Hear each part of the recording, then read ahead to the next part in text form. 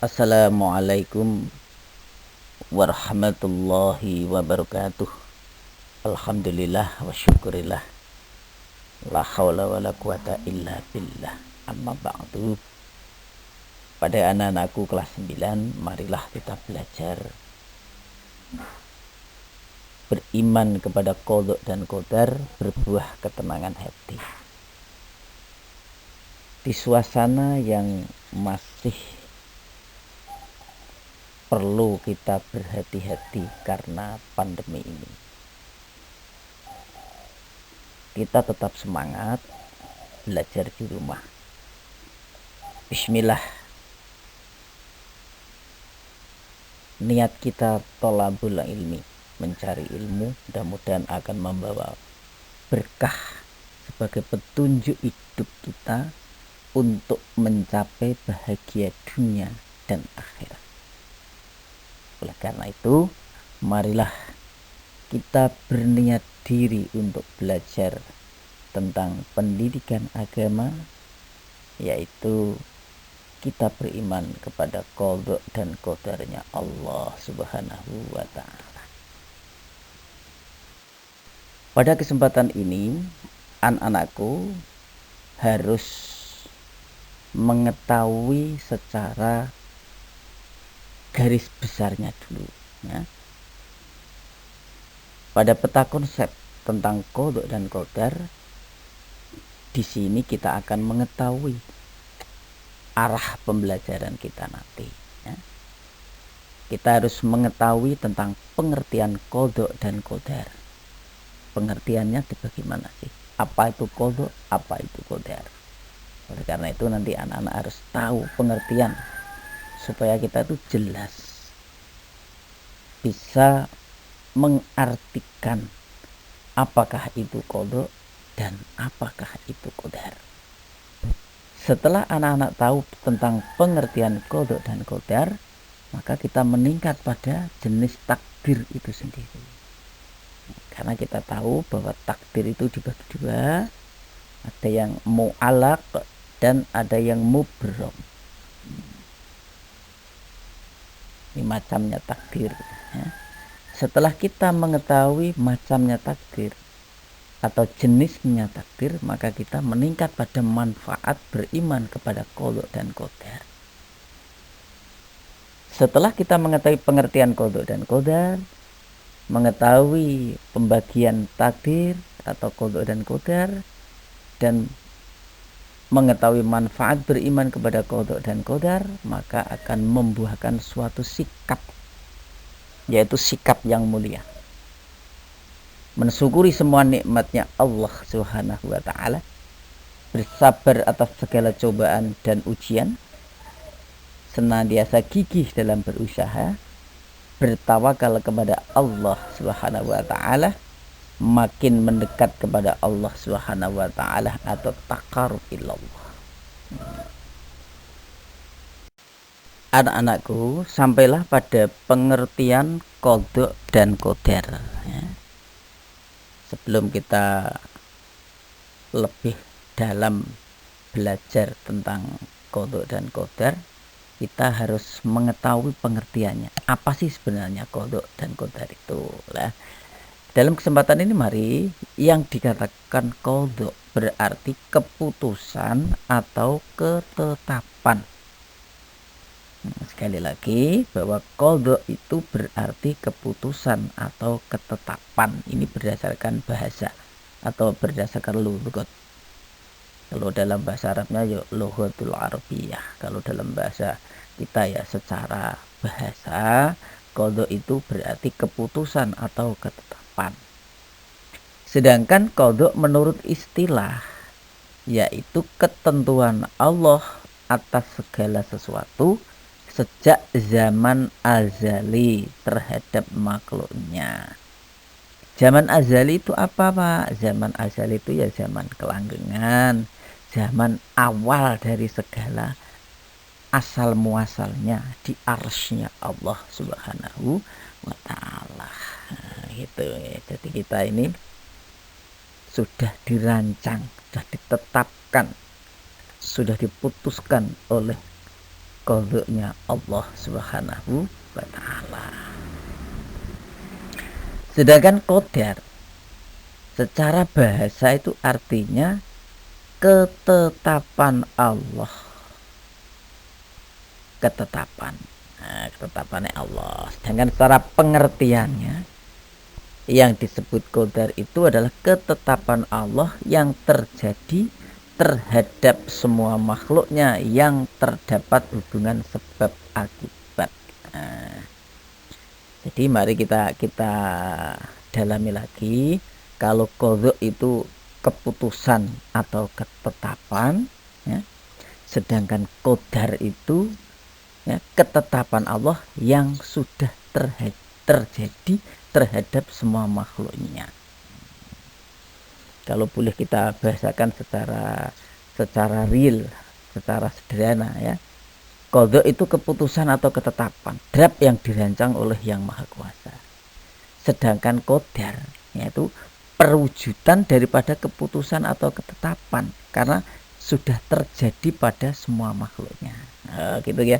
Keputusan dan atau ketetapan itu qadha, sedangkan kenyataan atau realitas atau perwujudan daripada keputusan atau ketetapan itu namanya qadar. Sedangkan kalau kita akumulasi, qadha dan qadar ini biasa disebut takdir. Nah, jadi kita harus menerima takdirnya Allah. Ya, dengan demikian kita mengetahui pengertian tentang qadha dan qadar. Nah, ilmu semacam ini namanya ilmu kita bertauhid kepada Allah. Insya Allah akan membawa berkah. Nah, karena kalau kita hidup ini berpegang prinsip pada ajaran agama, insya Allah hidup kita akan terarah selamat dunia sampai ke akhir.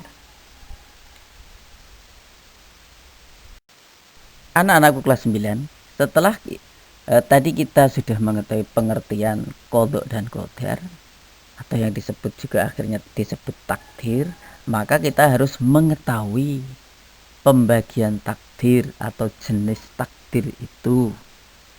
Bahwa takdir itu dibagi menjadi dua. Ada yang namanya takdir mu'allaq dan takdir mubram. Takdir mu'allaq itu takdir yang terkait dengan usaha manusia, ikhtiar manusia yang bisa diperjuangkan oleh hamba itu sendiri atau diperjuangkan oleh manusia. Contohnya, mungkin ini saya buat contoh ya. Maaf, ini namanya Mas Budi. Budi ingin menjadi dokter, lalu ia bersungguh-sungguh belajar dan kuliah di kedokteran. Maka dia takdir Allah, Budi akhirnya lulus menjadi seorang sarjana kedokteran. Mungkin Anda kepingin jadi seorang guru. Nah, belajar kuliah di keguruan dan lulus, insya Allah kamu akan menjadi guru. Mungkin anak-anak kepingin menjadi seorang atlet, sekolah di jurusan olahraga, berlatih dengan keras dan tekun, akhirnya anak-anak menjadi seorang atlet dan lain sebagainya. Intinya takdir mu'allaq itu takdir yang bisa diusahakan atau diikhtiari atau diupayakan oleh manusia itu sendiri. Mungkin anak-anak kepengen pandai belajar, ya, kepengen sehat, menjaga pola makan, pola hidup dan olahraga dan lain sebagainya dan lain sebagainya. Insya Allah anak-anak bisa memberikan contoh yang real pada kehidupan sehari-hari. Sedangkan takdir mubram itu takdir yang tidak dapat diusahakan oleh manusia, sudah ditetapkan oleh Allah. Jadi takdir yang benar-benar paten, ya, tidak bisa, manusia tidak berdaya menghadapi takdir mubram ini. Contoh sini, contoh sederhana saja. Mungkin seorang terlahir menjadi bangsa Cina, atau seorang terlahir menjadi bangsa Indonesia. atau daripada suku Jawa, suku Sunda dan lain sebagainya yang sudah ditetapkan Allah tidak bisa dirubah. Wis takdirnya jadi wong Cina atau wong Indonesia. Mungkin ada pertanyaan, Pak, kalau pindah WNI itu kan statusnya. Tetapi kita sudah ditakdirkan, oh kok ujuk-ujuk menjadi orang Cina. Tiba-tiba kok ya kita jadi orang Indonesia. Loh, kok ya ujuk-ujuk jadi orang suku Jawa. Oh, nyatanya kok jadi Sunda. Lah, ini sudah takdir Allah yang sudah kita tidak bisa mengelak lagi. Sekali lagi kita garis bawahi bahwa takdir dibagi dua, takdir mu'alak dan takdir mubrom. Mu'alak itu takdir yang bisa diusahakan atau diupayakan manusia itu sendiri. Sedangkan mubrom itu takdir yang mutlak dari Allah yang sudah tidak bisa ditawar-tawar lagi. Anak-anakku sekalian, kelas 9 yang sangat kami banggakan, ya, bahwa sebagai pijakan atau dasar atau dalil nakli daripada takdirmu mu'alak, ya, ini adalah Quran surat Ar-Ra'd ayat 11. Nah, ini sebagai pedoman kita, sebagai dasar kita dalam rangka kita mensikapi daripada takdir mu'alak, takdir yang bisa diupayakan oleh manusia itu sendiri, yaitu a'udzubillahi minasyaitonirrajim, bismillahirrahmanirrahim, innallaha la yughayyiru ma biqaumin hatta yughayyiru ma bi anfusihim. Sesungguhnya Allah tidak akan mengubah keadaan suatu kaum sebelum mereka itu mengubah keadaan diri mereka sendiri. Jadi Allah akan merubah nasibnya kaum, tetapi kaum itu harus mau berubah nasibnya sendiri, artinya berusaha, artinya berikhtiar. Jika kaum itu ingin maju, maka dia harus berusaha untuk maju. Kalau ingin bangsanya ingin bagus, maka harus berusaha, bekerja keras menjadi bagus. Nah, ini adalah hubungannya dalil nakli tentang takdir mu'allaq. Innallaha la yughayyiru ma biqaumin hatta yughayyiru ma bi anfusihim.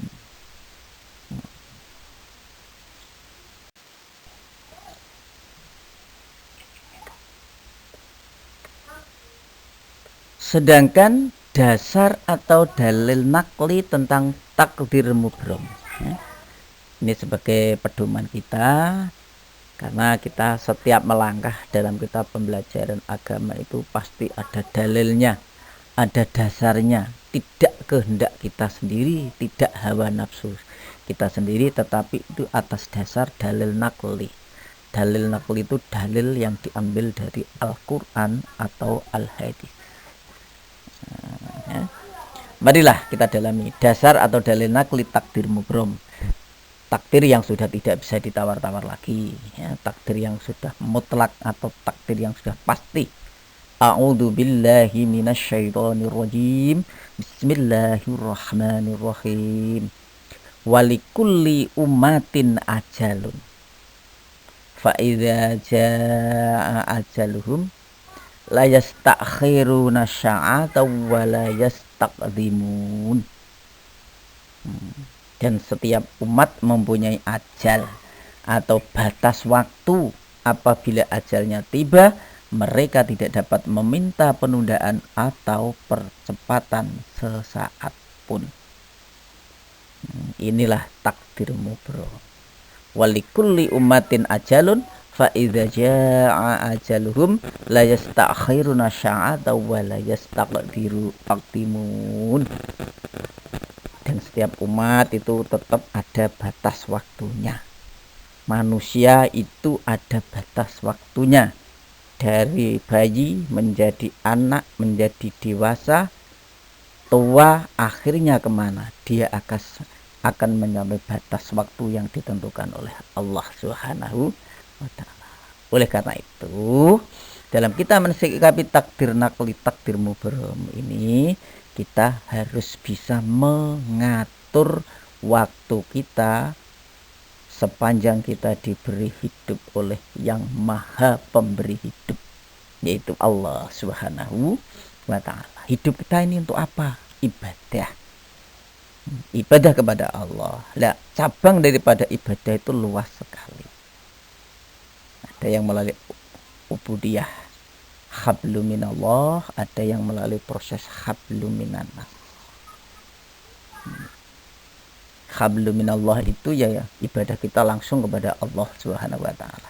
Yang hablu minannas ini ibadah kita yang melalui proses sosial, berhubungan, bermuamalah dengan sesama hidup atau dengan makhluk yang lain.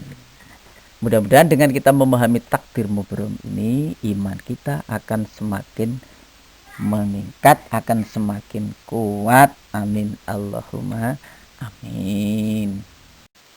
Anak-anak, sampailah pada manfaat beriman kepada qada dan qadar Allah. Segala pembelajaran kita harus bisa mengambil manfaatnya. Apa sih manfaat kita beriman kepada qada dan qadar? Manfaat beriman kepada qada dan qadar Allah, satu, melatih diri untuk banyak bersyukur kepada Allah Subhanahu wa ta'ala. Melatih diri kita ini loh untuk banyak bersyukur kepada Allah. Bersyukur, mengucapkan terima kasih kepada yang maha kuasa. La in syakartum la azidanakum wa la in kafartum inna adzabi lasyadid. Kalau kita pandai bersyukur, akan diberi nikmat Allah yang berlebih-lebih kenikmatan. Tapi kalau kita kufur, tidak bisa bersyukur, maka Allah akan menurunkan segala bala. Nah, inilah manfaatnya. Yang pertama, melatih diri untuk banyak bersyukur kepada Allah Subhanahu wa ta'ala. Manfaat yang kedua adalah meyakini bahwa semua cobaan itu datangnya dari Allah. Jadi kita tuh yakin bahwa semua cobaan itu datang dari Allah, dari yang maha kuasa. Kalau kita sudah yakin dalam hati kita bahwa semua cobaan itu datang dari Allah, berarti hidup kita ini kita tidak ada kata menyesal. Karena apa? Semuanya itu sudah skenario yang maha kuasa. Jadi hati kita tuh aman, tentram. Dalam menghadapi segala persoalan hidup itu kita legowo. Ini sudah takdirnya Allah. Nah, gitu loh. Manfaatnya kita iman kepada qada dan qadar. Nah, kalau kita nggak beriman kepada qada dan qadar, saat kita mendapat cobaan itu tidak legowo. Yang ada hanya menggerutu, nyalahkan sana, nyalahkan sini. Kalau perlu Allah saja disalahkan. Nah, tetapi kalau kita pandai mengambil manfaat iman kepada qada dan qadar, insya Allah hati akan menjadi tentram dan tenang. Kita kembalikan segala sesuatu itu sudah cinandi tinakdir saka kersaning Gusti Kang Maha Kuwasa. Jadi hati kita akan tenang. Yang ketiga, anak-anak, manfaat beriman kepada qada dan qadar yang ketiga adalah berusaha dan bertawakal kepada Allah. Usaha itu artinya bekerja. Berusaha, bekerja, mengupayakan, berikhtiar. Setelah kita berusaha, bekerja, berikhtiar semaksimal mungkin, baru kita bertawakal kepada Allah, artinya diserahkan kepada yang maha kuasa. Jadi takwa Allah, ya. Kita berusaha, kita beribadah, kita berikhtiar, lalu hasil ikhtiar itu diserahkan kepada yang maha kuasa. Monggo Gusti, saya sudah berikhtiar, saya sudah berusaha, kula serahke dhateng panjenengan. Yang keempat, kita akan ikhlas dan ridho atas ketetapan Allah Subhanahu wa ta'ala. Ikhlas, ridho, itu wis ketetepane Gusti Allah. Kalau kita mengalami apa saja itu kita ikhlas dan ridho. Inilah manfaatnya iman kepada qada dan qadar. Diberi kaya raya ya alhamdulillah, kita bersedekah. Dicoba kurang kaya raya atau fakir miskin ya alhamdulillah, kita jalani dengan ikhlas. Nah, karena semuanya itu sudah cinipta saking kersane Gusti Kang Maha Kuwasa. Cuma kita manusia diwajibkan berikhtiar, berusaha, budidaya, mudah-mudahan kita mendapat ridho dari Allah Subhanahu wa taala. Sedangkan yang kelima adalah manfaat iman kepada qada dan qadar Allah adalah menjauhkan diri dari sifat sombong dan putus asa. Jadi kalau kita itu beriman kepada qada dan qadar, kita akan jauh dari sifat sombong. Lu manusia kok sombong? Yang sombong itu hanya Allah. Karena Allah yang menciptakan langit dan bumi seisinya. Kalau sombong itu logis. Tapi kalau kita manusia kok sombong? Wong kita itu dicipta dari Allah. Nah, oleh karena itu marilah kita buang sifat-sifat kesombongan. Yang pinter nggak usah sombong karena pinternya. Yang kaya nggak usah sombong karena kayanya. Yang cantik nggak usah sombong karena cantiknya. Yang tampan nggak usah sombong karena tampannya. Karena cantik, tampan, kaya, miskin, dan lain sebagainya itu adalah anugerah dari Yang Maha Kuasa. Dan kita tidak mudah putus asa. Jikalau gagal kita tidak putus asa. Kalau tidak sukses tidak putus asa. Tetapi kita tetap semangat. Karena Allah itu memberikan ujian-ujian. Untuk sukses itu harus melalui beberapa tahapan-tahapan. Jadi kalau kita nggak berhasil sekali, maka coba lagi. Kok belum berhasil? Coba lagi. Insya Allah kalau kita rajin berikhtiar, rajin berusaha, Allah pasti akan memberikan sesuatu yang terbaik bagi kita. Inilah anak-anak sekalian, jadi manfaat beriman kepada qada dan qadar. Satu, saya ulang lagi, melatih diri untuk banyak bersyukur. Yang kedua, yakin semua cobaan datangnya dari Allah. Yang ketiga, berusaha dan bertakwakal kepada Allah. Yang keempat, ikhlas dan ridho. Yang kelima, jauh dari sombong dan putus asa.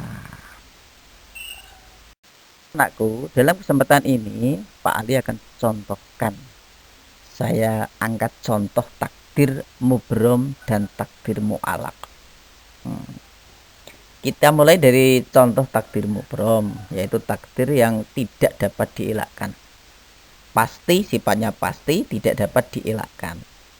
Contohnya, satu, datangnya hari kiamat. Nah, ini takdir mubrom. Datangnya hari kiamat yang kita tidak tahu kapan jatuhnya, kapan datangnya, tapi itu pasti.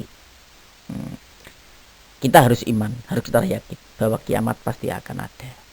Kalau kita nggak yakin, berarti kita tidak beriman. Yang kedua adalah jenis kelamin bayi yang baru lahir. Anak-anak mungkin ditakdir menjadi seorang laki-laki. Anak-anak yang lain bisa ditakdir menjadi anak perempuan. Nah, ini sudah masuk takdir mubrom. Jadi jenis kelamin bayi yang baru lahir itu, entah dia itu laki-laki, entah dia itu perempuan. Nah, ini sudah masuk takdir mubrom. Takdir yang sudah tidak bisa dihilangkan. Barangkali ada pertanyaan, Pak, zaman sekarang ini ada wanita yang menyerumai laki-laki, ada laki-laki yang kepingin jadi wanita.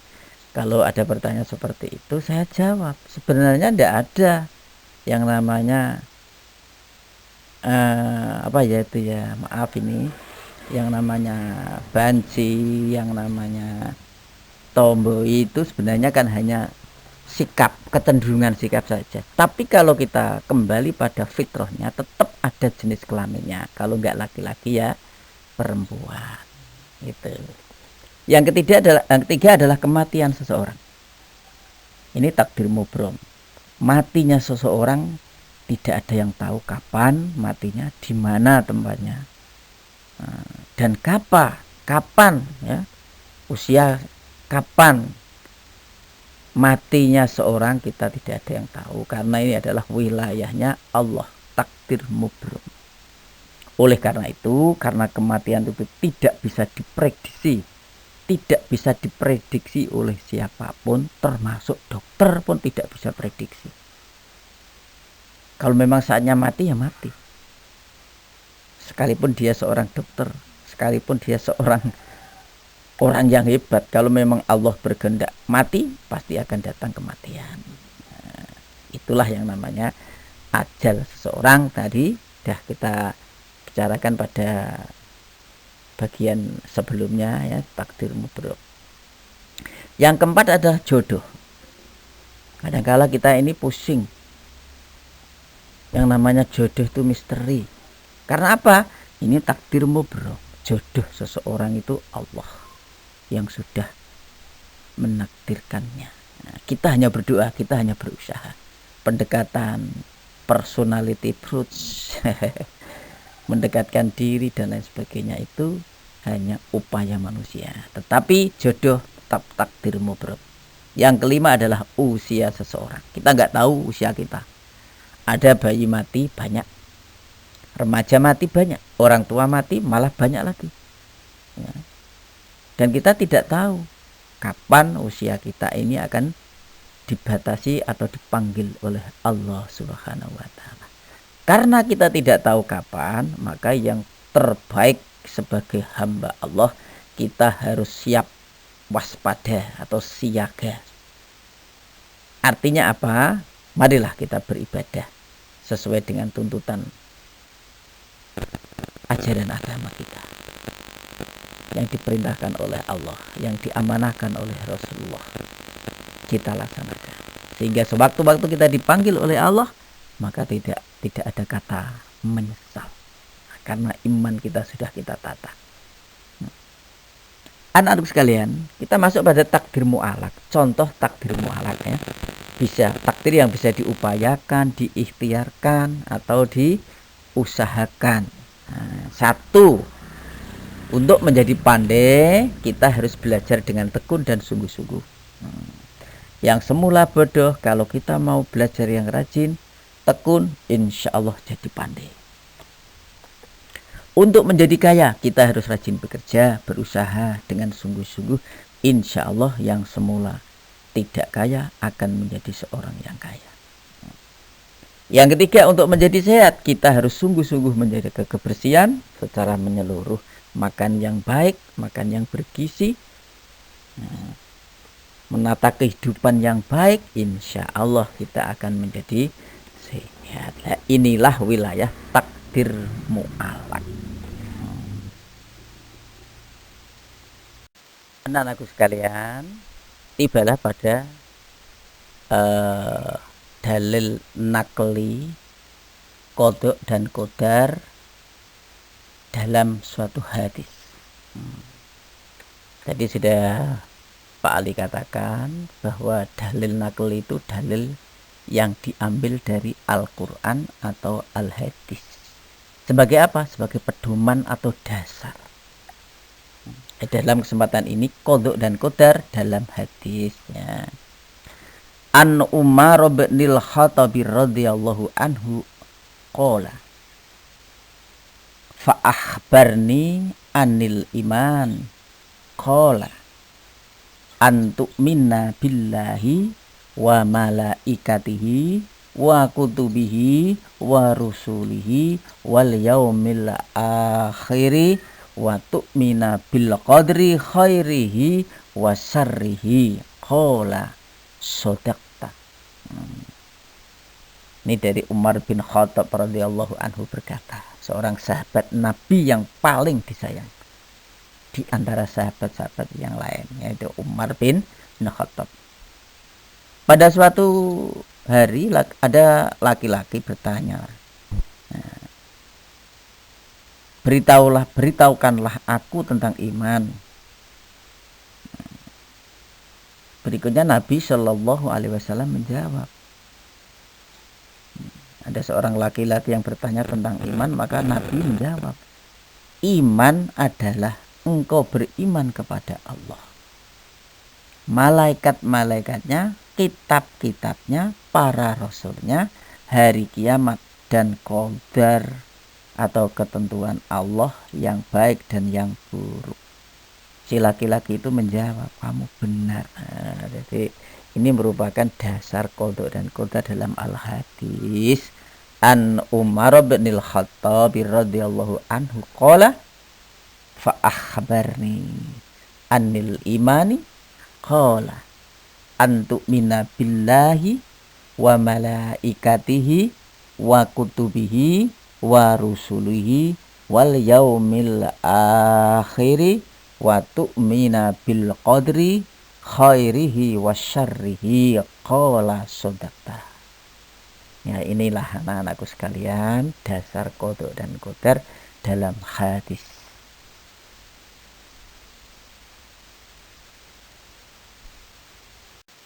Pada bagian akhir pembelajaran daring kali ini sampailah pada tugas mandiri. Tugas mandiri itu tugas yang harus dikerjakan anak-anak secara mandiri. Hanya 5 soal yang harus dijawab anak-anak ya. Bisa dijawab di kertas folio, lalu difoto, kirimkanlah di alamat Bapak supaya nanti tugas anak-anak bisa kami agendakan menjadi penilaian portofolio atau bahan pertimbangan tentang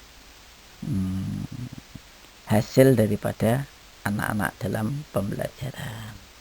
Dalam tugas mandiri ini silakan jawablah soal-soal berikut ini. 1. Jelaskan pengertian qada dan qadar.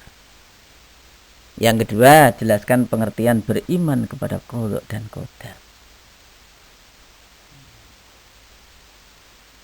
Yang ketiga, apakah manfaat beriman kepada takdir Allah Subhanahu wa taala?